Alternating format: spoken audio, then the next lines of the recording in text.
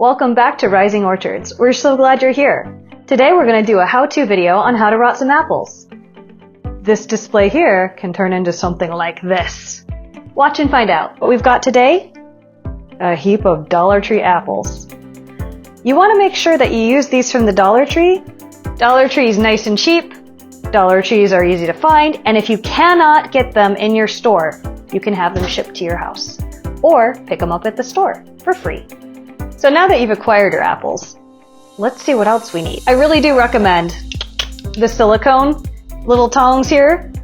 The reason for that is that the metal ones can leave indents. You're going to need paint and a paintbrush as well. I'm going to be doing a wash over these apples just to give them that rotting look. The other thing that we need is a heat gun. This is mandatory. You need a heat source. This is the safest option that's powerful enough to do the job. There's one last thing. Fresh air. You want to make sure that when you're heating these, you're outside in well-ventilated areas. We need to get a heat gun on medium heat if it's a super powerful one. You don't want to melt through and start burning before you start getting a real bubbling, melty look. Grab your apple and start doing a wave around. This will make sure you're not burning through in one spot, but we'll start heating it. You want to spread the heat out, but keep it moving a bit. You see how it's starting to get really bubbly there? That's good. Now, give it a second and then go back at it. Because we want to start heating what's underneath without overheating the skin. Otherwise, you'll burn through and get straight to the foam, which can be cool if you want to give it look like it has a bite out of it or some extreme damage. But if you want just an overall happy rotting apple, slow and steady wins this race.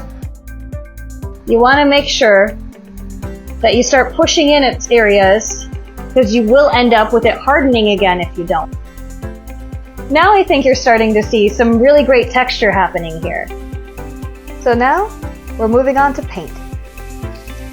So I'm going to paint in here this nasty brown and smear it around with just a little bit of water. If you're thinking about using your apples outdoor, once you're done painting and they're dried, then you can do a clear coat on them, especially like a UV one, and that will help protect your apples. Fully rotted out this inside pretty well, I think. So let's move on to the next one and do more of a wash. Now that's nice and gross looking. We'll add to the top to incorporate the whole apple. Any area that's looking just a smidge dark, just tap it. On this one I want to go just a little bit lighter and definitely play with the colors that you created from your heat gun. This dark here is from the heat gun, getting close and burning it in. I recommend flies. We'll show you that in a minute. But also, doing small areas with just a hint of a gloss will add that slimy look. These flies are the next level of adding some depth to your scene. So thank you again for joining us here at Rising Orchards. We've made something pretty cool, and I hope you're able to as well.